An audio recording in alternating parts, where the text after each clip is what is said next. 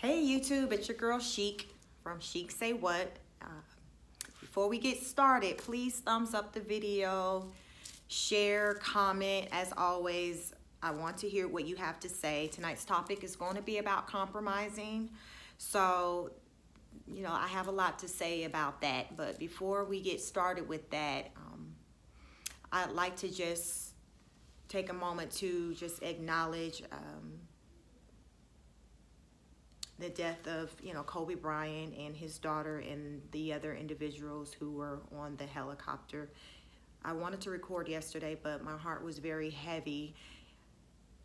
I just feel like I just felt very impacted by the news, and it didn't have me in a good place. However, it did have me thinking a lot about the importance of making the best of your situation. If you're not happy within your situation, you putting forth the effort to change that.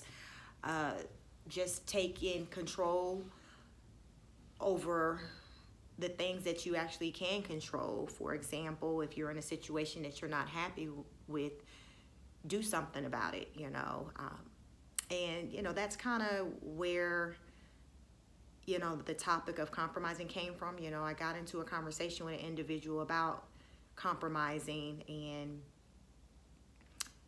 she came to a point to where she recognized that, hey, I've been compromising myself far too much, and life's too short. It's time for me to live for me. And as I say, coming off of learning of the news of Kobe Bryant, it had me to think about, I couldn't help but just to think about how short life really is when you really think about it. And, no one's guaranteed to be here the next 5 minutes, the next hour, the next day. So it's really important for us to just do the things that we want to do, explore the things we want to explore, and just live in our truth. So with that being said, tonight's topic is going to be about compromising and what you're willing to compromise, how far you're willing to go, what are your limits. So I got into a conversation with a young lady. She explained to me that she'd recently walked away from a relationship, a lengthy relationship, 6 years, and her reason for walking away was that she came to the realization that they didn't want the same things. So how many of us have been in that type of situation where you had to face the reality that what you wanted wasn't exactly the same thing as what the other person wanted? And sometimes that can be a hard pill to swallow, but it comes a time when we have to accept what is. And that what is may very well be that that person does not want the same thing that you want. So once you come to that realization, what do you do? What do you do? Do you still stay in that situation and hope that this person come to want the same thing as you, even though they've expressed that they didn't? Or do you just say, I can't do this anymore. It's time for me to live for me and go find what it is that I want with who I want. Like, what do you do? So this young lady, she expressed to me that, she would like to have children. Her longtime boyfriend already has 2 children. So early on or during the relationship, he wasn't quite forthcoming with not wanting to have children, any more children. However, he knew that he didn't want them. And she's not the first person that I've heard, that to basically have a situation like that. I've even known males who've been with women where, to get the ring, the woman led on, oh yeah, sure, I'll give you all the babies you want. And then when the time comes, it's like, nah, I don't want kids. So what do you do with that? So the situation is that, he finally admitted, no, I don't want children, I have children. Where her thoughts were, okay, well, I don't have children. Where's the compromise? I've been with you for 6 years and I've been there for you and your children, and now, I'm putting you on the spot, letting you know, look, this is what I want, and all you have to say is, well, I don't want kids. What do you do? So she felt like, okay, this is something that he knew already. However, he wasn't forthcoming with that. And perhaps he knew that, okay, well, if I tell her I really don't want kids, she's going to get ghosted. Because pretty much after they had that real conversation, that is what happened. But she said she came to a point where she had to accept that it was time for her to live for her and to find her happiness within, not within someone else. And that she had to be willing to take a chance to try to find that happiness. Or let me just say this, she came to a point where she was willing to step out on faith and open herself up for finding love with someone else who aspirations in life were more in line with hers. And when she said that, I felt a sense of pride, for her, because I know how hard it is to walk away from a long-term relationship, especially when you love this person. But I'm one of those people who truly believe that it's harder to walk away from someone or something than it is to stay. I believe that it takes more courage to stay in a toxic situation I believe it takes more courage, to walk away from a toxic situation versus stay in. Because staying in a situation, it's just easier, you just become numb to your current circumstances. You make up excuses as to, okay, well, I guess we're good. I mean, he don't want to get married. I don't want to get married. Okay, well, we can just continue to do what we've been doing. Yeah, I want kids. He's not really saying anything, but I mean, he haven't outright said he don't want kids. I do notice he get ghosted whenever, someone brings up the topic. He suddenly just vanish. But we good, so. And then there comes the person who's willing to walk. You know what? He haven't been saying nothing. And I do notice that, he gets mighty quiet when someone brings up the topic of children. So maybe it's time for me to put him on the spot. And if he's, not wanting what I want, it's time for me to grab my stuff and go. So I find it to be most difficult to grab your things and go. Because a lot of times we can just be comfortable in our situation, which is why we can find ourselves being with someone for a long time, knowing deep down that you're not fulfilled. I mean, I think there's many people who've actually been in that situation, who are currently in that situation, but it's just, you just become comfortable, complacent, numb to the dysfunction. It just becomes your way of life. But just because that has become your way of life does not mean that you're necessarily living your best life. So when I was talking to this young lady, as she explained, her thoughts, her feelings, I asked her, how do you feel? And she said, it was rough before, but, I'm feeling better about it. I'm starting to live for me, and I'm learning to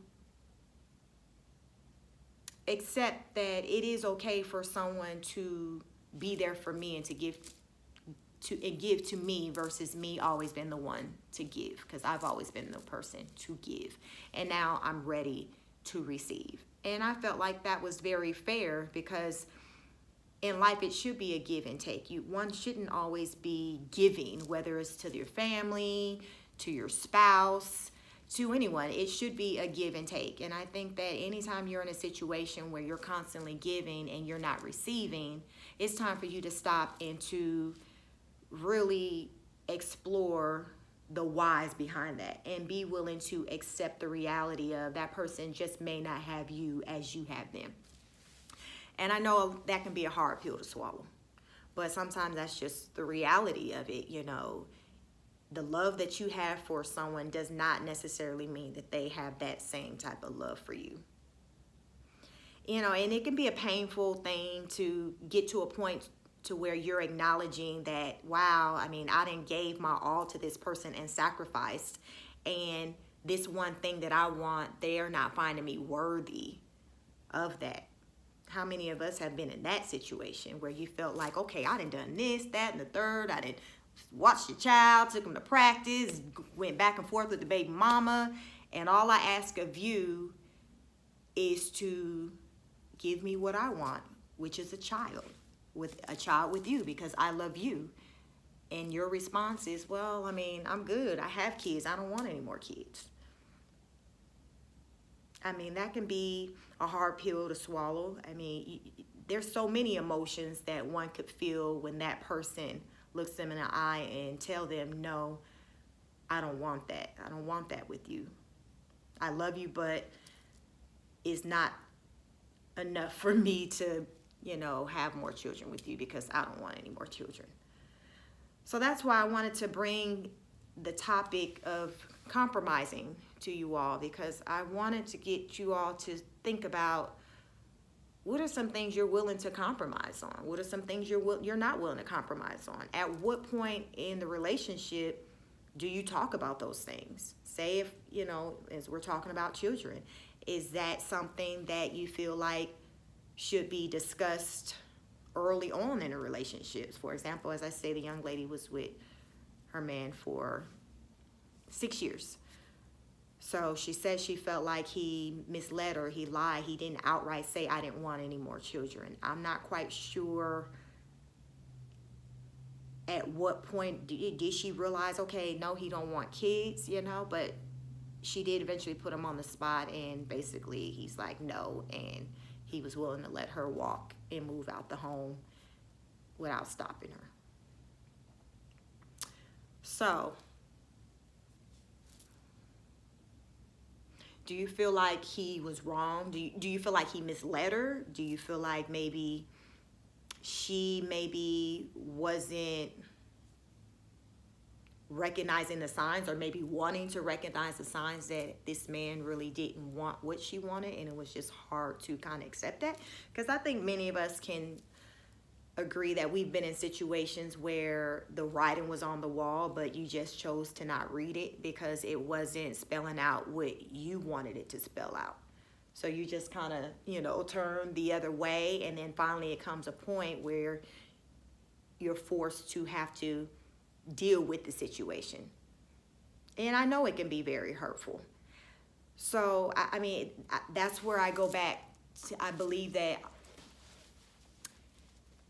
people should be honest up front and be real about what their intent is up front, and not mislead, because it can be a dangerous game. You never know what the mindset of the person who maybe feel misled, may be. They may be willing to snap. I mean, look, I done gave you all these years, my best years. I'm approaching my 40s, and now you telling me this? Like, I mean, that can be devastating. And as I said, it can be dangerous. So do you feel like, information like this is something that, regardless of how attractive the person may be to the other person, do you feel like, okay, this is something early on that warrants to be discussed, especially if the person that you're dating do not have children? I don't think it's responsible for a person who does have children and who rightfully know they don't want any children to court someone who wants children and they don't have children. I just, what are we doing? Like, why would you even bother to waste your time, their time, to even have to even bother to get into the discussion when you already know that something such as, expanding the family isn't something that you're wanting to do? Now, granted, if you don't want children, I mean, that's your prerogative. I think the problem becomes when you don't communicate that. Because how else is someone to know what you want or don't want if you're not using your words and communicating that? I don't think that it's fair to look for someone to have to pay attention to the signs, take notice that, oh, he get quiet when someone brings up having a baby or brings up, marriage.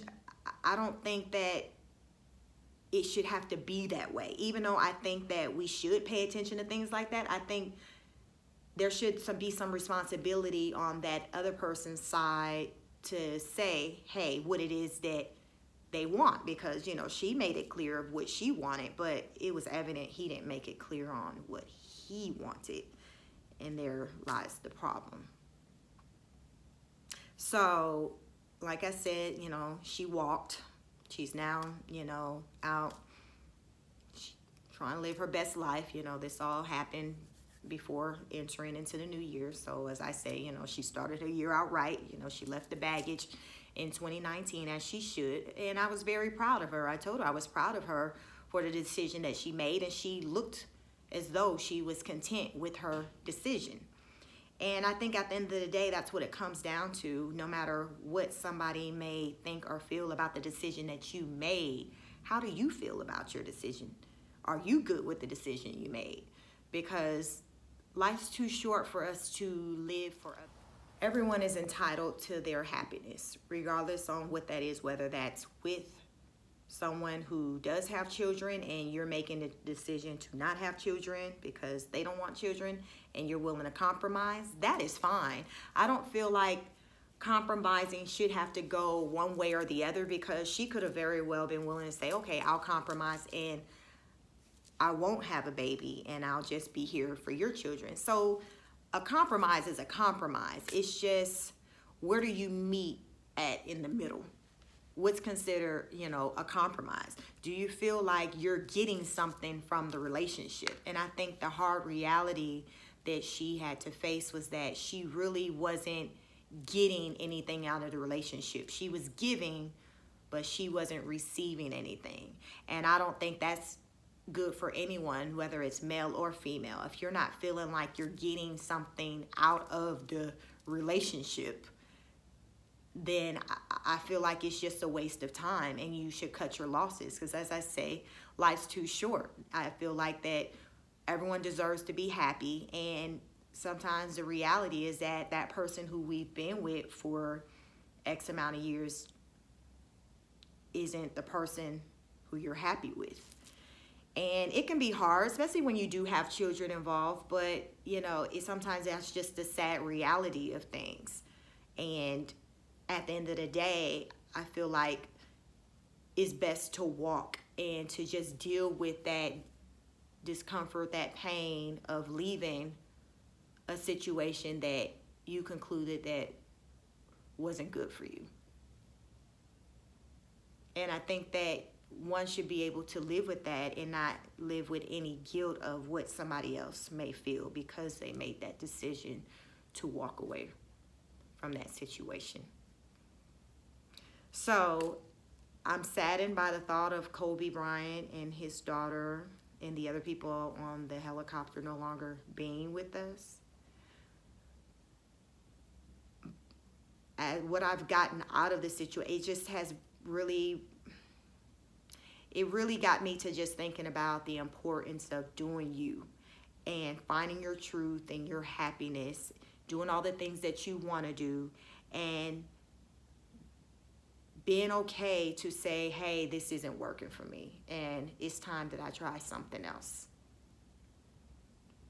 So please go ahead, thumbs up, comment, share. I love to hear what you have to say. What are some things that you felt like you couldn't compromise in a relationship that resulted in you walking?